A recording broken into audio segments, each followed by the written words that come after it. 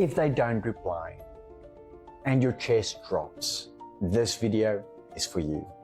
Because it's not just a message, it's the silence. And the silence turns into a full-blown movie in your head like, they're losing interest, they don't care, I messed up somehow, I found someone better. We've all been there. And suddenly, you're checking your phone like it owes you money. How's it? I'm Cordalo. I'm a Neuro coach. And if you're the kind of person who looks calm on the outside, but on the inside, you spiral when someone goes quiet, you don't need more be confident quotes. You need to understand what's actually happening inside your body so you can stop it from hijacking your life. Quick thing before we go on, if you've ever been left on red and it messed with your whole mood, tap the like button and comment, quiet. If silence makes your brain go feral, not because I'm needy, because your system, your nervous system loves proof that you're not alone. So let me tell you the truth.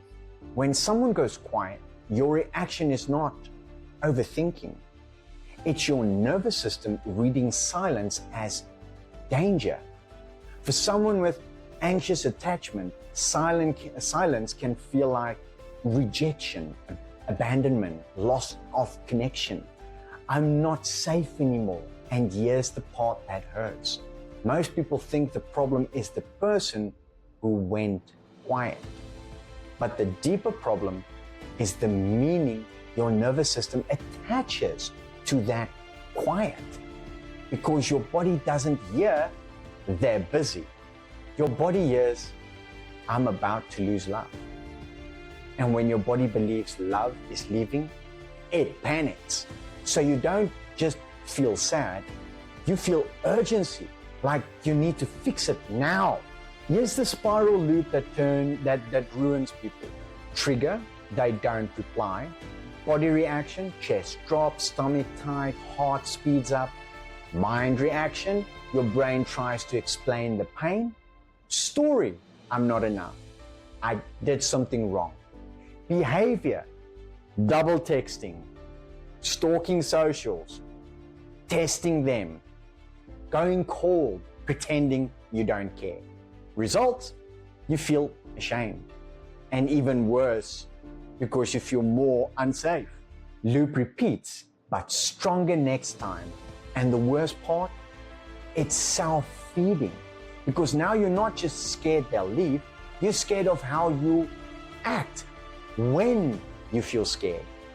That's when people start saying, I hate myself like this, I'm too much, I'm embarrassing. No, listen, you're not too much. You're activated. There's a difference. Let's go deeper quickly.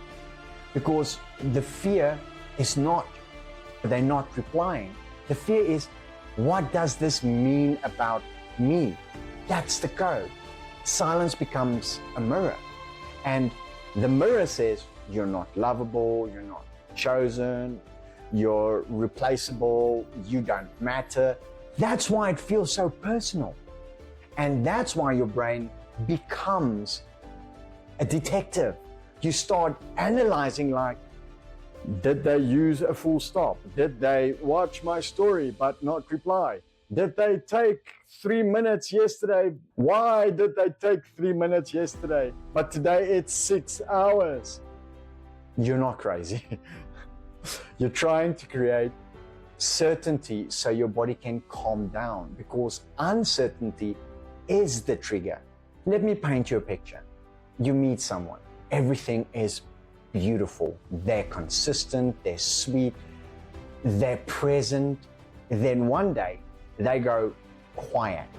And now you're sitting there trying to act normal. But inside, you're in a war. You say to yourself, don't text again, don't text again. But your body says, text again or you'll lose them. And so you wait, and you wait, and you wait some more. And you break. You send something like, hey, is everything okay? Or Did I do something wrong? Which is a normal message. But you don't send it calmly. You send it with your heart in your throat. Then they reply, sorry, busy day. And your nervous system goes, oh, thank God, for that moment. But now your brain learns something dangerous. Panic plus reaching equals relief. So next time they go quiet, your system panics faster and you reach out faster. And you start building a relationship where your peace depends on their replies. That's not love, that's emotional dependence. And it's exhausting. So here's one sentence, one, that can save you.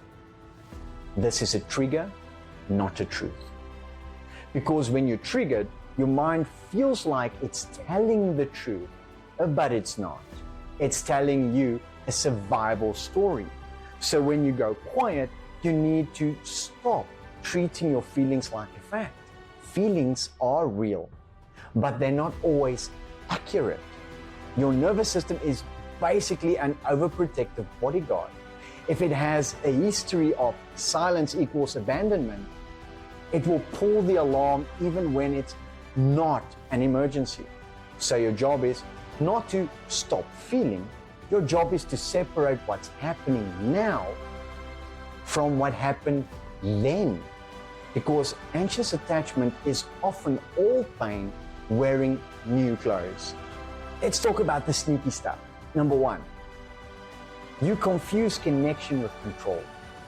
When you feel unsafe, you try to control the outcome. You want a reply not for communication, but for emotional regulation. So the message becomes medicine, and now you're addicted to reassurance. Number two, you think love must be earned. A lot of anxious attachment is, if I perform correctly, I'll be safe. So you become the overgiver, the fixer, the one who apologizes first, the one who adapts, the one who tries harder. And when they go quiet, your system goes, I'm losing the job I worked so hard to keep. And then number three, you don't trust your own ability to handle loss. This one is big. You're not just afraid of losing them. You're afraid you'll collapse if they do. So you cling, chase, overthink because you don't trust your inner base. That's what we build in neurocoaching. Internal safety. So your peace is not rented from another person, it's owned. If you want more videos like this, where we don't just say, love yourself, but we explain what's happening inside your body and how to change it, hit that subscribe button. Because I'm not here to hype you up. I'm here to help you become emotionally dangerous in a calm way. Now, I'm going to give you a simple way to handle the silence without losing your identity. No complicated techniques, no weird chanting, just solid nervous system logic. Tool number one, name the pattern out loud. When you feel the spiral, your first move is not text them. The first move is to label what's happening. Something like, my attachment system is activated. My body thinks silence equals rejection. Why? Because naming it pulls you out of that emotional fog. You stop becoming the spiral and you start observing it. That creates space, and space creates choice. Tool number two, separate fact from story. Fact, they haven't replied yet. Story, they're losing interest. I'm not enough. They're cheating. I ruined everything. Most of your pain comes from stories, not facts. So when your mind starts writing a tragic Netflix series, you interpret with, that's a story. Tool number three, stop auditioning for love. This one is going to sting. If you feel like you have to chase consistency, you're not in a relationship. You're in an audition, and anxious attachments love auditions because it feels familiar. But real love doesn't require you to abandon yourself to be chosen. So instead of, how do I get them back? Try, how do I stay with myself right now? That question alone will change your whole dating life.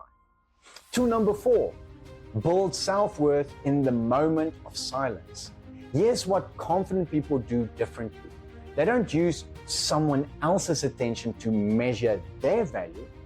So when the silence hits, ask, if I already believed I was enough, how would I respond? That doesn't mean you play games. It means you stop begging your nervous system for crumbs of certainty. Let's be balanced for a second. Sometimes people are genuinely busy. Sometimes they're overwhelmed. Sometimes they're not good at texting. Cool. But also, sometimes silence is communication. Sometimes quiet is a pattern. Sometimes it's avoidance. Sometimes it's emotional immaturity. So here's a truth that will protect you. You don't need to panic, but you also don't need to pretend it doesn't matter. You can be calm and have standards. That's the goal. Regulated nervous system plus clear boundaries. Not cold, not clingy, clear. I've seen clients transform this. People who used to spiral for 2 days after a seen message become the kind of person who goes, okay, I feel activated, but I'm safe. I can handle this. And then they stop texting from panic.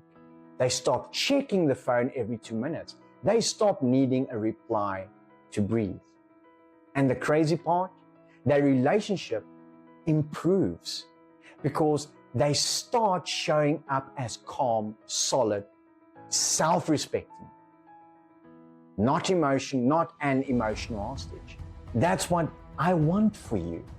If this hits you, here's what you want to do next. Comment safe.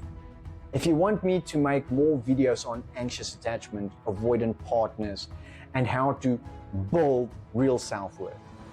If you want personal help, I offer free sessions where we'll map out what's happening in your nervous system and why you keep looping the same relationship patterns. I'll put the link in the description and in the pinned comments. And if you want ongoing support, I also run a weekly stress and frustration release group session because you don't heal anxious attachment by trying harder. You heal it by building safety, consistency, and identity from the inside out. Right.